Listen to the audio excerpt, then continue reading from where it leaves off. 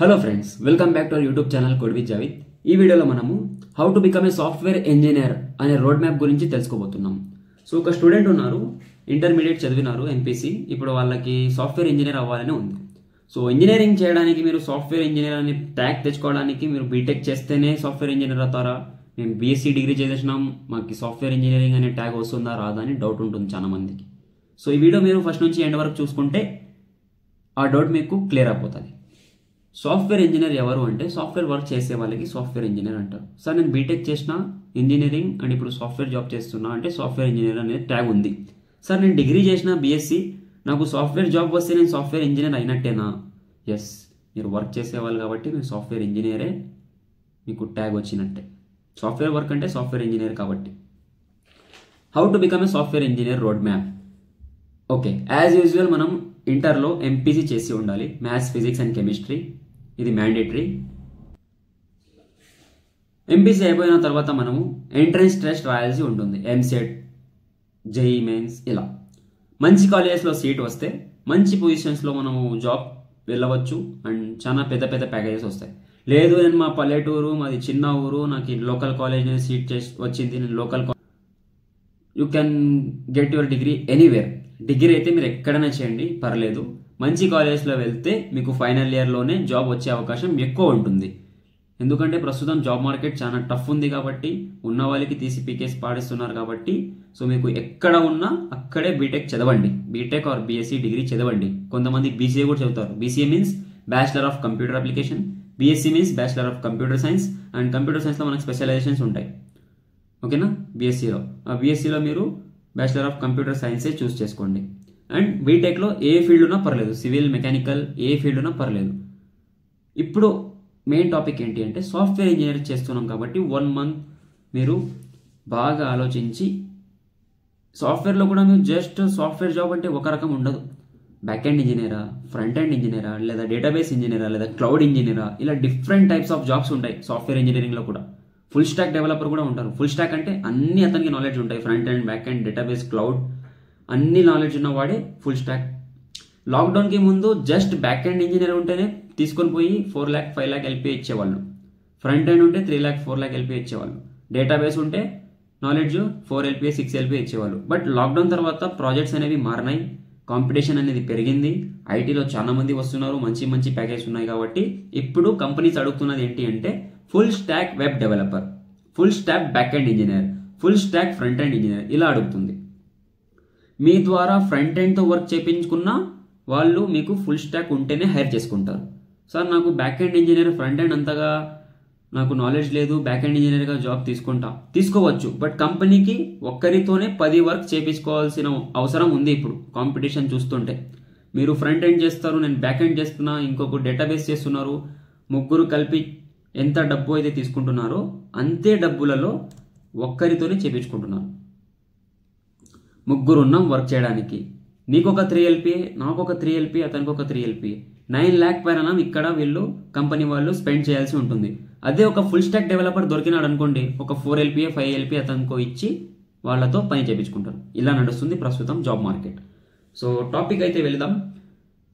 Inter, MPC, బీటెక్లో ఏదైనా engineering ఉన్నా పర్లేదు, సివిల్, మెకానికల్, కంప్యూటర్ సైన్స్ ఏదైనా పర్లేదు. బీఎస్సీ అనే డిగ్రీ ఉండాలి, లేదా బీసీఏ డిగ్రీ ఉండాలి. బీకామ్, బీబీఏ, బీఏ వీళ్ళకి ఎస్ఎల్ బ్యాక్గ్రౌండ్లో కంప్యూటర్ గురించి రిలేటెడ్ ఉండదు కాబట్టి వీళ్ళని పట్టించుకోరు. సో వీళ్ళ పరిస్థితి తర్వాత ఆలోచిద్దాం. ప్రస్తుతం బీఎస్సీ, బీసీఏ అండ్ బీటెక్లో ఏ స్ట్రీమ్ ఉన్నా పర్లేదు. మీరు ఫ్రంట్ ఎండ్గా ఇంజనీర్ అవ్వాలనుకుంటే HTML, CSS, React, JavaScript, boot stack ఇవి నేర్చుకోవాల్సి ఉంటుంది, ఈ technologies. And back end engineer అవుతున్నారు అనుకుంటే పైథాన్ లేదా జావా, అందులో కూడా కోర్ జావా, అడ్వాన్స్ జావా ఇవి నేర్చుకోవాలి. డేటాబేస్లో SQL, PLSQL, MySQL ఇది నేర్చుకోవాలి.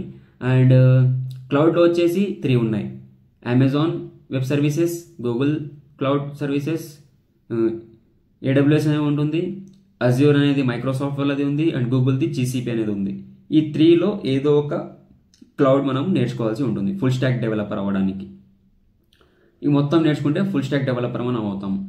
మీరు ఫ్రంట్ ఎండ్గా అంటే HTML, CSS, Java script, react ఇది 4 పైన ఫోకస్ పెట్టండి ఫ్రంట్ ఎండ్ ఇంజనీరింగ్ అవ్వాలనుకుంటే.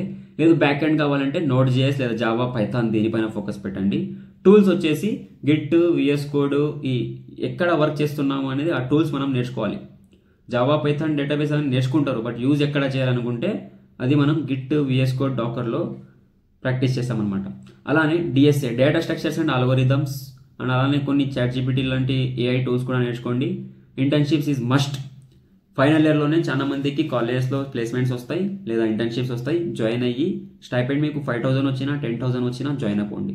And my recommendation for you is హైదరాబాద్లో అమీర్పేట్ ఉంది, బెంగళూరులో కొన్ని ట్యాప్ అకాడమీ అలాంటివి ఉన్నాయి. లేదా ఎక్కడ వెళ్ళవలసిన అవసరం ఉండదు, మీరు జస్ట్ ఇంట్లో కూర్చొని నేర్చుకుంటారనుకున్నా కూడా యూట్యూబ్ ద్వారా నేర్చుకోవచ్చు.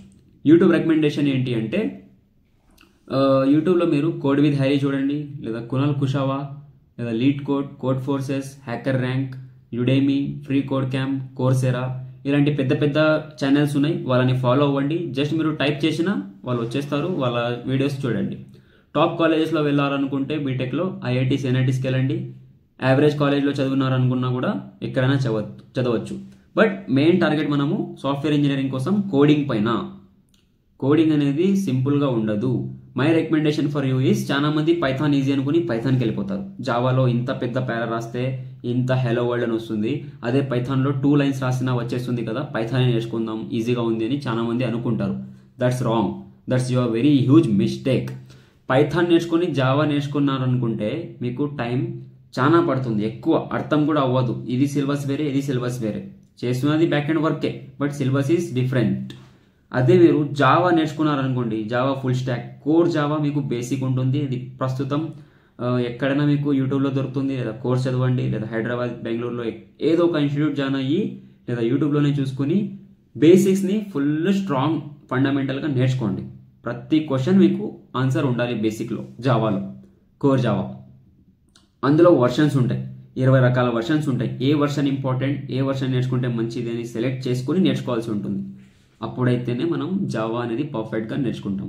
అండ్ మార్కెట్లో జావా వర్సెస్ పైథాన్ అని చూస్తే జావాకి 60% జాబ్స్ ఉంటాయి, పైథాన్కి 40% జాబ్స్ ఉంటాయి. అది డిపెండ్.